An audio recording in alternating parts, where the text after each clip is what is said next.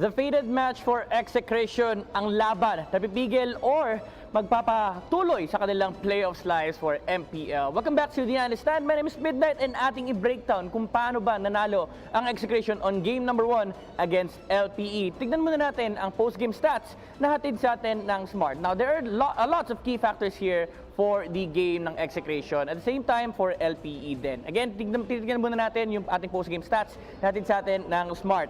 Itemization is really key here for both of the teams, lalong-lalo na sa side ng LPE. LPE is actually composed of an aggressive lineup. And yung lineup ng Execration dito is composed of a territorial lineup. Pag sinabi nating territorial lineup, ito yung lineup na kumokontrol ng isang area ng mapa at sila yung nagdi-dictate ng teamfight pressure. They have an Eve, they have an Atlas, and at the same time, they have a Barats. Kaya medyo mahirap for FPE to fight head-on against Execration. And makikita natin dito, no, yung items na binili ni Granger, actually medyo na-punish siya dito, no, with the lineup of Execration. Kasi instead of the usual build-up on the Hunter Strike for the Granger, he went for the Blade of Despair, and at the same time, yung Endless Battle. Nirush niya yung damage, which fits the idea of the lineup of LPE. Kasi kailangan din naman nila ng damage output. Yan yung composition ng lineup nila. They need to get pickoffs with the Sylvana and Chango, something na very popular na rin with their past few games. To. Kasi ang gusto nila mangyari dito, makapitas sila ng isang hero sa side ng Execration.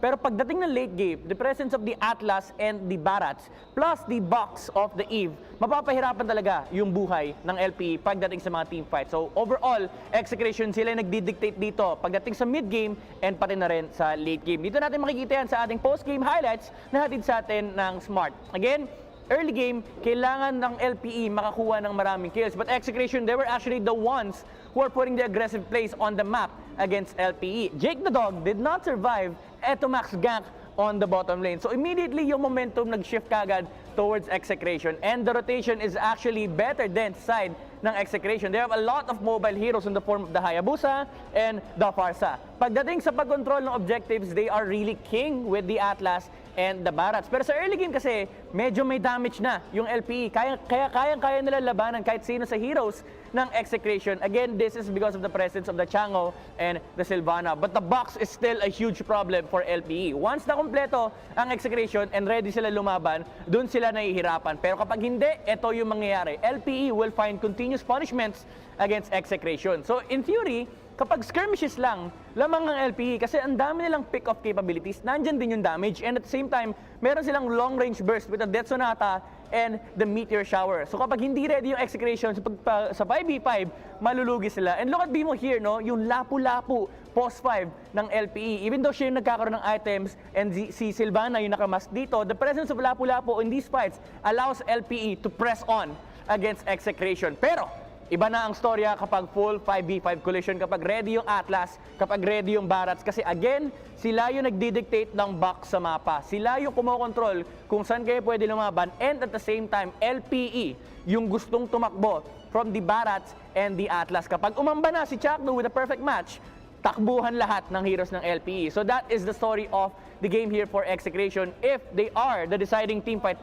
presence, pagdating sa mga clashes, sila yung lamang na lamang. Dito natin makikita yung importance ng Barats. Bakit sobrang importante ni Barats dito?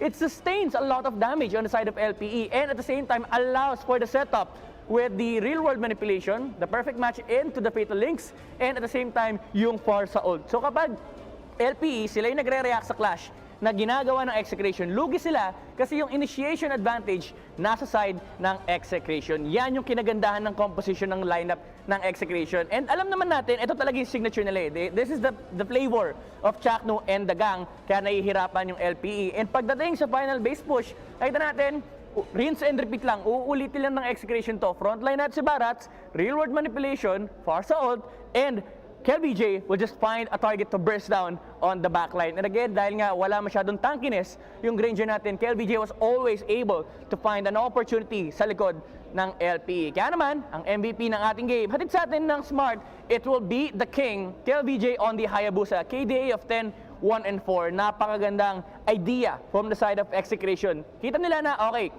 puro pick-off ang LPE. Let's go for a backline assassin, a backline jungler with a team fight composition. Kaya naman medyo nahirapan yung LPE pagdating sa pagsara ng kanilang mga objectives kasi lugi talaga sila sa 5v5 collision. Dito natin makikita na Execration ready sila sa LPE. Tingnan natin kung makakabawi pa sila sa game number 2, no? Pero bago tayo mag-proceed sa next game natin, check muna natin yung ating live watching reward.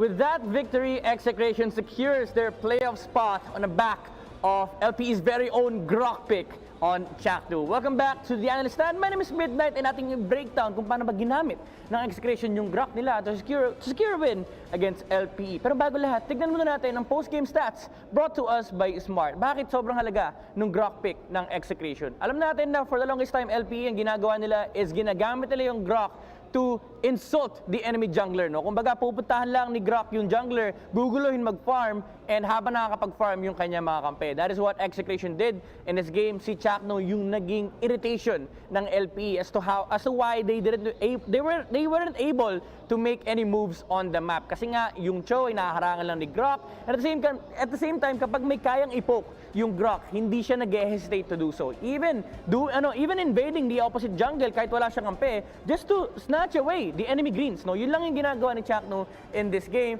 And syempre, dagdag na rin natin dyan yung late game factor ng lineup nila, no? They have a Lunox and they have a Claude. These two heroes are securing the late game here for Execration. So kapag nag-snowball sila, kapag napunta yung momentum, the mid game is already strong with the Ling on their lineup, and at the same time, lugi pa pagdating sa late game yung LPE kasi nga may Lunox at Claude yung lineup nila. While you only have a Roger on the side, yes, meron kang Harith, pero it's really hard to play Harith against this lineup dahil ang daming panghuli, ang daming spill damage output, and ang daming teamfight prowess ng Execration. Yan yung nakita natin pagdating yung late game. And LPE, they had the condition to snowball with the Roger. Pero dahil nga luging-lugi si Roger, he even ended up buying the Endless Battle first before the Windtalker. So dito natin makikita na talagang may disparity pagdating sa farm and resource control in the early to mid-game stages. Tignan natin kung ano ba nangyari dito sa ating game highlights na once again, hatid sa atin ng Smart. Again, early game, key component of the play style of Execration here is to stop LPE from snowballing. So the answer is, kung ayaw natin sila mag-snowball, let's use numbers, no? Apatin natin yung LPE para mapigilan natin kahit paano yung Roger. Kasi wala namang sustain, walang Rafaela yung lineup ng LPE. So kapag si Yako dito nag-overcommit, super punishable yan by the side of Execration. Habang si LBG nagpa-farm, ang ginagawa lang ni Chakno is binibwisit niya lang si Yaku. What this does is, even if LPE gets a punishment or a kill, at least it doesn't lead into any objective and hindi rin nakaka-disrupt ng kahit anong hero sa side ng Execration. It makes it so that ang daming space sa mapa para makagalaw yung Execration dito, even making a move on the bottom lane. And dumating yung point na si Atomax nakakaharap na rin ng kanyang sariling rotation and bumibilis din yung kanyang item progression. So 5 minutes pa lang, nakikita natin may gold lead na kagad on the side of Execration. Ito actually napakagandang highlight from Jake the Dog, able to dodge the gank away from the Ling. Although namatay siya, at least namatay si KLBJ. Pero once again, Chakno, sabi niya, Bimo, hindi lang ikaw yung marunong mangbuisit sa jungle. Ginawa nila to kay KLBJ before. Now, it's Yaku's turn on LPE na hindi makahanap ng farm. And after that, Execration just secured the objectives and the farm priority